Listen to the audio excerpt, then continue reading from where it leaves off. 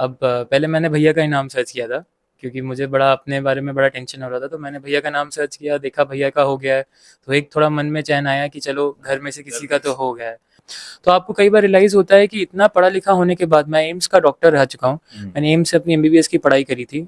उसके बावजूद कितनी सारी चीज़ें हैं जनरल जो हमें सोसाइटी के बारे में पता ही नहीं है। मुझे आईपीएस बहुत आसानी से मिल जाता, पर मैंने आईआरएस कस्टम्स को प्रायोरिटी दी है आईपीएस से ऊपर। तो अच्छा, सेकंड प्रेफरेंस आईआरएस है। आईआरएस कस्टम्स है मेरी। देखिए, हर चीज़ के 2 पहलू होते हैं। इस कोचिंग इंडस्ट्रीज़ के भी कुछ फ़ायदे भी हैं, कुछ नुकसान भी हैं। मैं पूरी तरह से कोचिंग इंडस्ट्री को गलत नहीं कहना चाहूँगा, क्योंकि यहाँ सही में कुछ लोग हैं जो अच्छा काम कर रहे हैं, जो सही में बच्चों का शायद भला चाहते हैं। कुछ लोग तो हैं डेफ़िनेटली जो सिर्फ़ मार्केटिंग एंड पैसा कमाने के लिए कर रहे हैं। तो ऐसा नहीं है कि सिर्फ़ दिल्ली में ही सिलेक्शन हो रहे हैं। अपने घर से भी हो रहे हैं, लोग सेल्फ स्टडी करके भी कर रहे हैं। हर तरह का बच्चा आपको मिल जाएगा यहाँ पे। अगर 1000 लोग सिलेक्ट हुए हैं तो 1000 तरह की नई कहानियाँ हैं उनके पास। तो अगर आप घर पे हैं तो बहुत चीज़ें हैं आप जो कर सकते हैं, जो मैं बता रहा हूँ आपको। ज़रूरी नहीं है कि आप दिल्ली ही जाएँ। मैं इस बात के तो मैं सही में बच्चों को, मुझे अच्छा नहीं लगता जो बच्चे बेचारे वहाँ जाते हैं। हमारे साथ के भी कुछ लोग गए, वहाँ गए 1 महीने में बीमार हो गए। नमस्कार दोस्तों, आप लोगों का बहुत बहुत स्वागत है हमारे चैनल पर। और जैसा कि आप जानते हैं, हम लगातार टॉपर्स के इंटरव्यूज कवर कर रहे हैं। तो अभी इसी सिलसिले में हमारे साथ में सर हैं सचिन सर। और सर की इस बार 209 रैंक आई है। इससे पहले आपने वीडियो देखी होगी, सर के भाई थे, बड़े भाई समीर गोयल सर, उनकी 222 रैंक थी। एक ही घर से सगे 2 भाई एक साथ सेलेक्ट हुए हैं।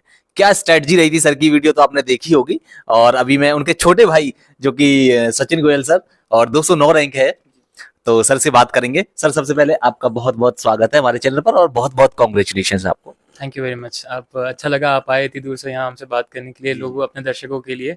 बहुत अच्छा लगा, थैंक यू। जी जी, थैंक यू सर। तो सर, वही सवाल, कैसा फील कर रहे हैं दोनों भाइयों का एक साथ सिलेक्शन होना? ये बहुत बड़ी बात होती है, क्योंकि ऐसे तो अलग अलग ईयर्स में, अलग अलग बार में, घरों में कई बार कई आईएएस आईपीएस होते हैं, लेकिन एक साथ एक दिन सेलेक्ट होना, एक दिन रिजल्ट आना और क्या मोमेंट था, कैसा फील कर रहे हैं? शब्द तो नहीं है मेरे पास कि मैं उसको बयां कर पाऊँ कि कितना अच्छा मुझे लगा था, पर ये समझ लीजिए कि आप, ये तो सपना ही था एक तरह से, जो सोच के भी कई बार डर लगता था कि ये हो पाएगा कि नहीं हो पाएगा। जब ये हुआ तो एक दिन तो हमें उसको समझने में लगा कि हाँ, ये अब ये असलियत है। और ये हो घर गया है। अब ये हो गया है। घर वाले बहुत खुश थे, इसलिए जो माहौल था वो बहुत ही खुशनुमा हो गया था। मेरे पास सही में शब्द नहीं है कि मैं उस दिन की खुशी को मैं बयां कर सकूं।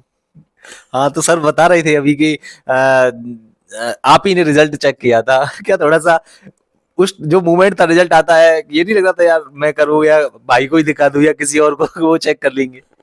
अब जब रिजल्ट आया था तो एकदम, अब उस मैंने देखा पीडीएफ आ चुका है, तो अब वो इतना वैसा टाइम होता है कि अब इतना टाइम भी नहीं है कि मैं नीचे जाऊं, उतनी देर भी वेट नहीं कर सकता कि मैं नीचे जाऊं भाई को बोलूं कि देखो। तो जस्ट मैंने देखा और मैंने खोल ही लिया सीधे रिजल्ट। मैंने अब सबसे पहले तो नाम सर्च किया। अब पहले मैंने भैया का ही नाम सर्च किया था, क्योंकि मुझे बड़ा अपने बारे में बड़ा टेंशन हो रहा था, तो मैंने भैया का नाम सर्च किया, देखा भैया का हो गया है, तो एक थोड़ा मन में चैन आया कि चलो घर में से किसी का तो हो गया है। फिर जब मैंने देखा अपनी रैंक देखी तो मैंने कहा अच्छा मेरा भी हो गया है, तो फिर मैं नीचे भागा कि हाँ, मतलब सबको बताया कि रिजल्ट आ गया है। मैंने ही भैया को एकदम बताया, वो खोल ही रहते उतनी देर में मैंने बता ही दिया था कि रिजल्ट आ गया है और दोनों का हो गया है। तो ये तो लगा था कि जमीन नहीं है, आसमान नहीं है सर पे तो क्या लगा? कुछ नहीं समझ में आ रहा था उस समय। मैं आपको सच बताऊं, वो पिछले कुछ 4-5 सालों की जो मेहनत थी, जो इसमें समय दिया था, वो सब आंखों के सामने आ रही थी कि फाइनली जिन चीज़ों के लिए मेहनत करी थी आज वो सक्सेसफुल हुई हैं एंड उसका फल हमें मिला है। जी। तो क्या मूवमेंट था, किस तरह का माहौल उसके बाद में, क्या माहौल, क्या बदला, चीजें किस तरह से बदला हुआ? बदला ये कि एक आत्मविश्वास जो कहीं न कहीं थोड़ा-सा कम हो गया था, वो वापस आ गया कि एक खुशी का माहौल तो ऑब्वियसली था ही, उसमें कोई बात ही नहीं थी। और अच्छा लगा, बहुत नए-नए लोगों से मिले, उसके बाद बहुत नए-नए लोगों को इंटरव्यूज़ दिए, उनसे बात करी। जैसे आप आए हैं, वैसे बहुत लोग आए, अच्छा लगा उनसे बात करके, अलग-अलग एक्सपीरियंसेस हैं लोगों के, वो सुने। सेलेक्टेड कैंडिडेट से जब हम मिलते हैं तो हमें दिखता है कि कई बार हमें लगता है कि हमारी कहानी कुछ अलग थी, पर आप जब उनसे सबसे मिलते हैं तो दिखता है कि सब अपनी-अपनी तरह से कुछ ना कुछ स्ट्रगल, कुछ सैक्रिफाइस कुछ करके यहाँ पहुँचे हैं। तो जब उनके साथ बैठते हो तो आपको रियलाइज़ होता है कि इस एग्ज़ाम में कितना सैक्रिफाइस और कितना समय माँगता है ये एग्ज़ाम। तो कहीं भी खलता नहीं है कि हमें इतना समय लग गया या इतना कम समय लगा या जो भी लगा। अच्छा लगता है कि हाँ, अब मैं जिन लोगों के साथ बैठा हूँ उनसे ज़िंदगी भर मुझे सीखने को बहुत कुछ मिलने वाला है। सर, कहाँ से शुरुआत होती है यूपीएससी का? जो सपना होता है दिमाग में, कहाँ से आता है कि नहीं यूपीएससी करना है? कब से शुरुआत होती है इन सब चीजों की? देखिए, इंडिया में यूपीएससी के बारे में तो कौन नहीं जानता, हर स्टूडेंट जो आज पढ़ाई करता है उसको यूपीएससी के बारे में पता ही होता है। ये बात होती है कि जब आपको ऐसा लगता है कि आप जो अब लोगों को कई बार समझ में नहीं आता कि इनसे सर्विसेज में जाने से फ़ायदा क्या होगा, हम लोगों के लिए क्या कर सकते हैं। जिस दिन आपको वो रियलाइज़ होता है कि एक सर्विस आपको इतनी सारा मौका दे सकती है कि आप लोगों के बीच जाएँ, उनसे बात करें, उनके लिए कुछ काम करें, तो जब वो चीज़ आपको क्लियर होती है तो मेरे लिए तो सबसे पहला मोटिवेशन वही था कि हाँ, अब मुझे मेरा मन कर रहा है कि मुझे इस एग्ज़ाम की तैयारी करनी चाहिए। जब आप इस एग्ज़ाम की तैयारी करते हैं तो उस मोटिवेशन के साथ-साथ कुछ चीज़ें आपको और समझ में आती हैं कि जब आप इतने सारे सब्जेक्ट्स पढ़ते हैं, इतनी सारी करंट अफ़ेयर से रिलेटेड चीज़ें पढ़ते हैं, तो आपको कई बार रियलाइज़ होता है कि इतना पढ़ा-लिखा होने के बाद, मैं एम्स का डॉक्टर रह चुका हूँ, मैंने एम्स से अपनी एमबीबीएस की पढ़ाई करी थी।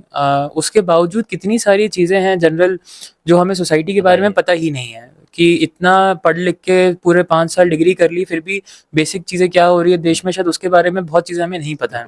तो जब ये पढ़ाई करते हैं तो ये सब दरवाजे भी आपके लिए खुलते हैं कि आपको समझ में आता है कि अच्छा ये भी हो रहा है, आप चीज़ों को समझते हैं कि अभी जैसे देश में इलेक्शंस हो रहे हैं, तो पहले इलेक्शंस होते थे तो जाते थे वोट डाल के आ जाते थे। अब समझ में आता है कि एक इलेक्शन करवाने में कितना समय लगता है, कितना पैसा लगता है, किस तरह से उसको मैनेज किया जाता है, उसके पीछे की कितनी कहानियाँ होती हैं, उस रिज़ल्ट की क्या अहमियत है। तो ये सब चीज़ें जब यूपीएससी आपको समझ में आता है कि ये सब भी आपको मौके देता है समझने के और सीखने के, तो मेरा तो मन इन्हीं सब चीज़ों से लगा रहा इसमें 5 साल तक और आज ये रिज़ल्ट है। बिल्कुल सर, मुझे भी ऐसा लगता है कि कम से कम हर, अब वो तो डिपेंड करता है, लेकिन हर इंसान को, एक बच्चे को यूपीएससी की तैयारी जरूर करनी चाहिए। ये सोचकर नहीं कि मैं आईएएस बन जाऊंगा, सेलेक्ट हो जाऊंगा या नहीं हो जाऊंगा, वो तो अलग की बात है, लेकिन ये सोचकर कि बहुत कुछ सीखने को मिलेगा, है ना? नहीं, ये तो अब क्या है कि अब आज की तारीख में हम ये किसी को बोल नहीं सकते क्योंकि किसी का 1 साल देना बहुत बड़ी चीज़ होती है। पर ऐसे सोचा जाए तो बहुत अच्छा लगता है ये किसी को बोलने में कि यार आप 1 साल पढ़ के तो देखो, आपको शायद कितना कितना कुछ आप मिस कर रहे हो, वो आपको समझ में आएगा कि यार इतनी सारी चीज़ें हैं जिनके बारे में आपको और मुझे पता ही नहीं था। और वो आप जब जानते हैं तो इतना अच्छा लगता है कि अब जब न्यूज़पेपर पढ़ते हैं तो हर चीज़ समझ में आती है कि पहले तो हेडलाइंस पढ़ी, जो हो रहा है वो हो रहा है, उसको इग्नोर कर दिया। अब समझ में आता है कि चीज़ें कैसे हो रही हैं, चीज़ें अब रशिया यूक्रेन में वॉर हो रहा है तो उसके पीछे कितनी मुश्किलें आ रही हैं, कितनी दिक्कतें आ रही हैं, इंडिया को उससे क्या फ़र्क पड़ रहा है, ये सब बातें शायद पहले हमें नहीं समझ में आती थी। अब वो समझ में आती हैं, तो कहीं न कहीं एक ये बात सुनने और कहने में तो बहुत अच्छी लगती है कि हाँ, 1 साल तो सबको देना ही चाहिए, एक अटेम्प्ट तो देना ही चाहिए। कम से कम आपका जो एक नॉलेज लेवल है वो इतना एनहांस हो जाता है कि आप अपने आप में आपको काफ़ी कॉन्फिडेंस आता है उससे। तो ये तो है ही, बिल्कुल।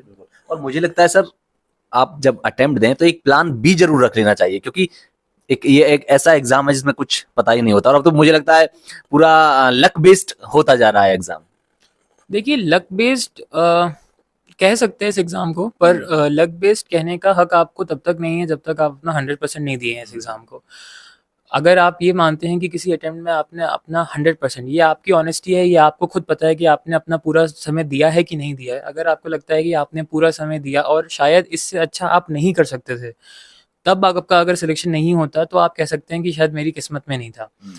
प्रॉब्लम ये होती है कि बहुत सारे लोग बस लक के नाम पे ही इस एग्ज़ाम से भाग रहे हैं और उसी वजह से ये माहौल बन गया है कि इस एग्ज़ाम में लक का बहुत बड़ा रोल होता है, इसकी कोई शंका नहीं है। पर आप इस वर्ड को यूज़ नहीं कर सकते जब तक आपने 100% नहीं दिया हो। ये मैं चाहता हूँ कि माहौल ये साफ रहे लोगों में कि इसको अपनी गलती का वो मत समझो, मतलब इसको एक सहारा मत बनाओ कि हाँ, मैंने अपनी गलती का ब्लेम पूरा इस पे डाल दिया कि लक नहीं थी। लक है, ज़रूरी है, पर हार्ड वर्क उतना ही ज़्यादा ज़रूरी है। अच्छा सर, आपका 5वां अटेम्प्ट है आपका भी, है ना? तो सर, इन 5 अटेम्प्ट के दौरान क्या कभी ऐसा फील नहीं हुआ कि नहीं यार छोड़ दें, अब हो पाएगा नहीं हो पाएगा, मैं ऑलरेडी डॉक्टर्स हूँ तो अपना जो है देखते हैं, क्या ऐसा कुछ फील हुआ कभी?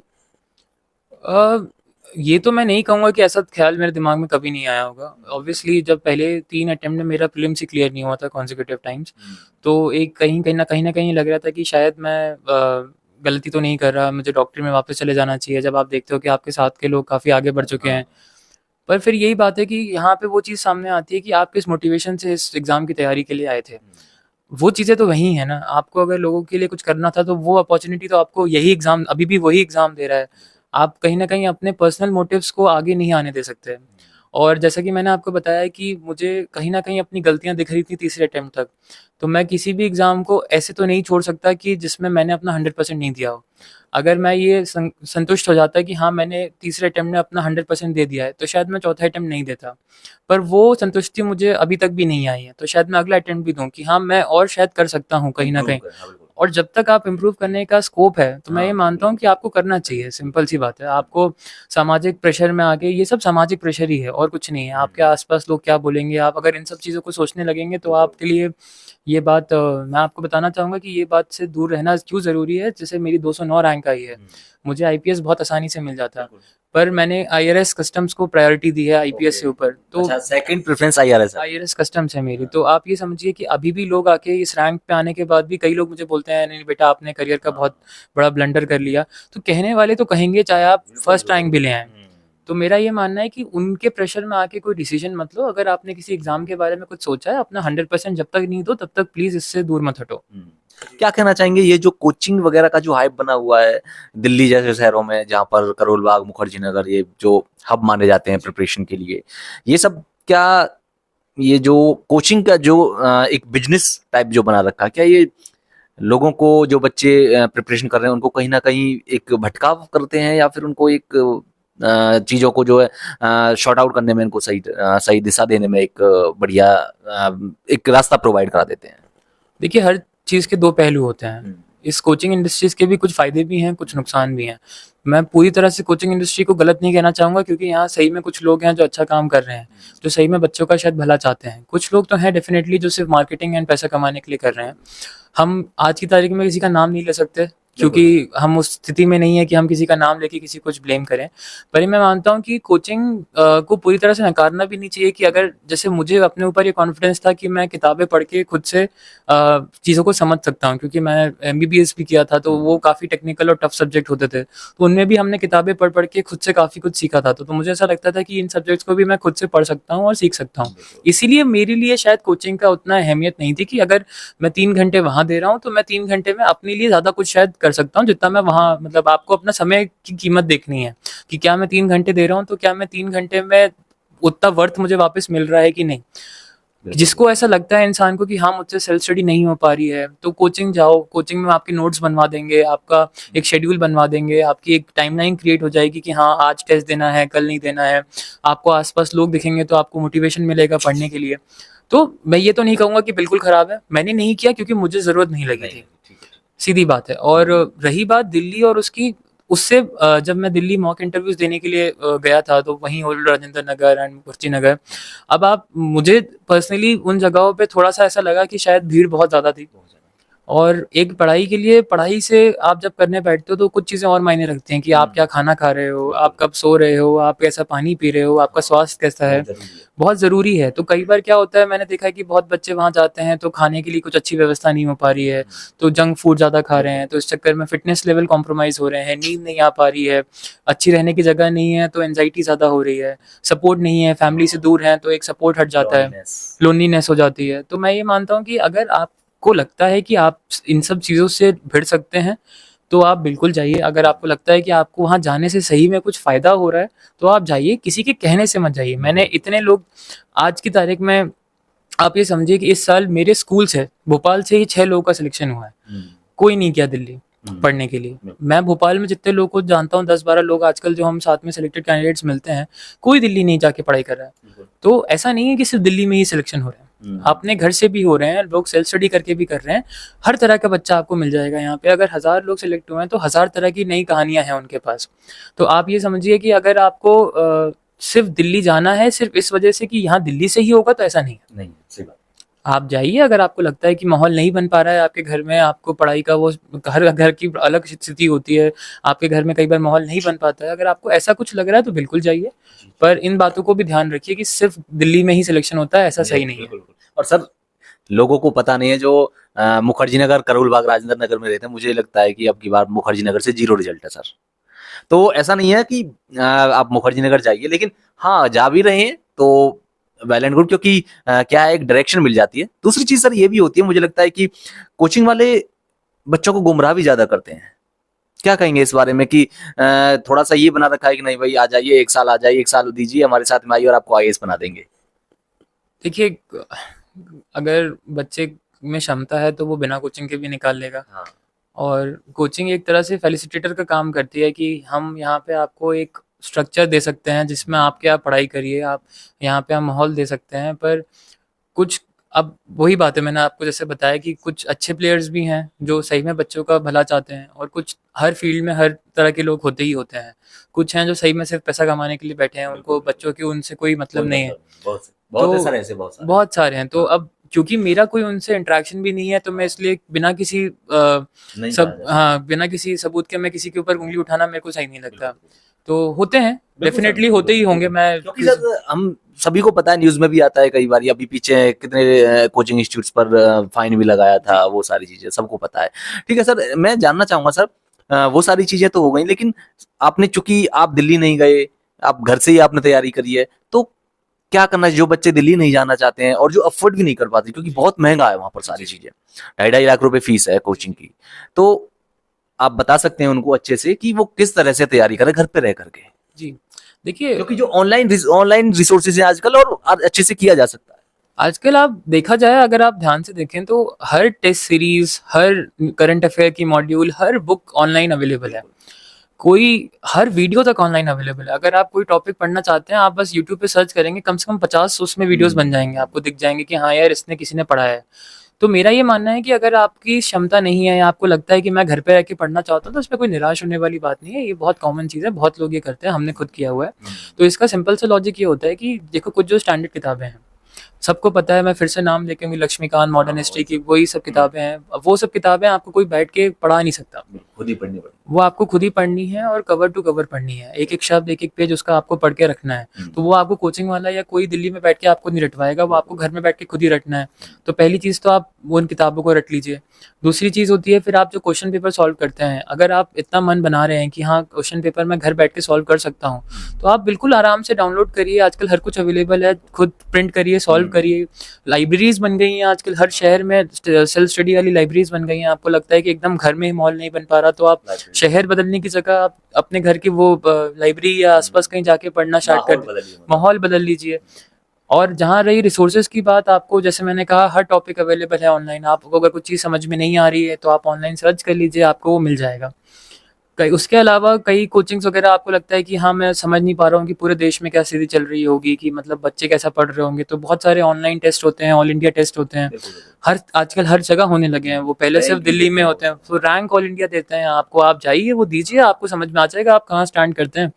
तो इसके लिए मैं मानता हूँ, क्योंकि एक घर में रहने से फ़ायदे क्या होते हैं, एक तो पैसा बचता है, आपका स्वास्थ्य ठीक रहता है, आपको लोनलीनेस नहीं होती, आपके साथ आपके घर वाले रहते हैं, आप उनसे बात कर सकते हो, आपके दोस्त रहते हैं, आपका शहर होता है और फेमिलियर होता है आपका। मुझे हर गली, अपने हर शहर की हर गली पता है। बिल्कुल बिल्कुल। मैं अगर पैदल भी निकलूंगा, तो मुझे ये नहीं सोचना पड़ रहा कि मैं कहाँ फंस गया। हर चीज़ मुझे देखी हुई लगेगी, और मुझे अच्छा ही लगेगा लोगों को उसको देख के। तो उस चीज़ को आप इग्नोर नहीं कर सकते बिल्कुल भी, कि हाँ, मतलब उनकी भी बहुत अहमियत होती है इस प्रिपरेशन में। तो अगर आप घर पे हैं, तो बहुत चीज़ें हैं आप जो कर सकते हैं, जो मैं बता रहा हूँ आपको। ज़रूरी नहीं है कि आप दिल्ली ही जाएं। मैं इस बात के, तो मैं सही में बच्चों को, मुझे अच्छा नहीं लगता जो बच्चे बेचारे वहाँ जाते हैं। हमारे साथ के भी कुछ लोग गए, वहाँ गए, 1 महीने में बीमार हो गए, नहीं जमती कई बार नई सिटी, खाना नहीं समझ में आता, नहीं कुछ पर कर पाते। तो उसमें प्लीज़ ऐसा मत सोचिए कि मतलब दिल्ली ही जाके सिलेक्शन होगा। अब वो समय नहीं है। आज से 20 साल 30 साल पहले, जब वो रिसोर्सेज कहीं और मिलती नहीं थी, जो दिल्ली में आपको सामने मिल जाती थी। सर आजकल तो अगर आपको रिसोर्सेज भी चाहिए, ऑफलाइन भी आपको, मतलब मटेरियल फिजिकली वो सारा चाहिए, तो कुरियर अवेलेबल है, बहुत सारी चीजें हैं।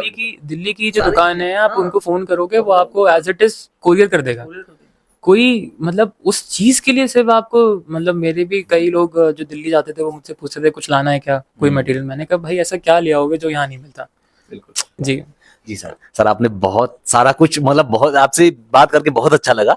एंड दूसरी चीज ये मैं आपसे जानना क्या चाहूंगा, क्या आपका लास्ट एडवाइस क्या रहेगी, जो एस्पिरेंट तैयारी करना चाहते हैं, तैयारी कर रहे हैं, क्या आपकी उनके लिए एडवाइस रहेगी? ये एडवाइस मैं एक सिंपल सी दूंगा कि जैसे मैं आपको कुछ स्ट्रैटेजी बता रहा हूँ, वैसे 1000 लोग हैं जो सेलेक्ट हुए हैं, तो वो 1000 लोग अपनी स्ट्रैटेजी बताएंगे, और हज़ारों स्ट्रैटेजी हो सकता है अलग हो। आपको ये समझना है कि इस जर्नी का कोई मैप नहीं है। ये मैप जो भी बनाना है, ये आपको खुद बनाना है, अपने हिसाब से बनाना है। आप 2-3 लोगों की बातें सुन के, कुछ आपको जो सबसे सही लगे, आप उसको पकड़ लीजिए और उसको अपने हिसाब से करिए। पर आप ये मत करिए कि हर दिन नई स्ट्रैटेजी सुन के आप अपनी स्ट्रैटेजी चेंज कर रहे हैं। मैंने बहुत लोग देखे हैं जो साल भर तक स्ट्रैटेजी ही बनाते रह जाते हैं कि भैया बेस्ट स्ट्रैटेजी बता दो, बेस्ट स्ट्रैटेजी बता दो, पर पढ़ाई कहीं नहीं हो रही है। कोई भी एक स्ट्रैटेजी चुने, और देखो, गलतियों से ही सीखते हो। अगर आप गलती नहीं करोगे, अगर मेरे 3 प्रीलिम्स शायद फेल नहीं होता तो मैं उन गलतियों से ही सीख के मैंने शायद अगला प्रीलिम्स क्लियर किया कि हाँ मतलब ये गलतियां थी, इनको हटाना है। तो वो मेरी खुद की स्ट्रैटेजी थी, मैंने जो अपने हिसाब से बनाई थी। तो वो आपको अपनी स्ट्रैटेजी खुद बनानी है, और जो बना लो उस पर स्टिक करो और उस पर भरोसा रखो और उसको फॉलो करके पढ़ाई करो। पढ़ाई नहीं करोगे तो नहीं होगा, सिंपल सी बात है। कोई बेस्ट स्ट्रैटेजी भी आपको बता दे, ऑल इंडिया रैंक 1 भी जो आपको स्ट्रैटेजी बताएगा, उससे अगर आप ये समझोगे एज इट इज फॉलो करोगे तो भी कोई सिलेक्शन की गारंटी नहीं है। अपनी स्ट्रैटेजी खुद बनाओ और अपने आप पे भरोसा रखो, और जितना हो सके ये डिस्ट्रैक्शन से दूर रहो।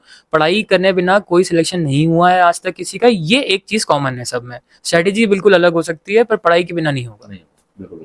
और अब कमेंट बॉक्स में ये मत कहना कि सर ने स्ट्रेटजी नहीं पूछी सर की, क्योंकि सर की स्ट्रेटजी इसलिए नहीं पूछी, जो सर ने अलग किया था वो मैंने पूछ लिया है। क्योंकि सर की जो भाई की जो समीर गोयल सर की जो वीडियो है ऑलरेडी है, तो उन्होंने सर की और उनकी सेम ही स्ट्रेटजी थी। इस वजह से मैंने स्ट्रेटजी पर फोकस ना करके कुछ और जो जनरल चीजें हैं उन पर फोकस किया, वो भी ज्यादा जरूरी है सर। तो इसीलिए अब इसी के साथ में वीडियो का एंड करते हैं। और सर आपका बहुत बहुत धन्यवाद हमें टाइम देने के लिए।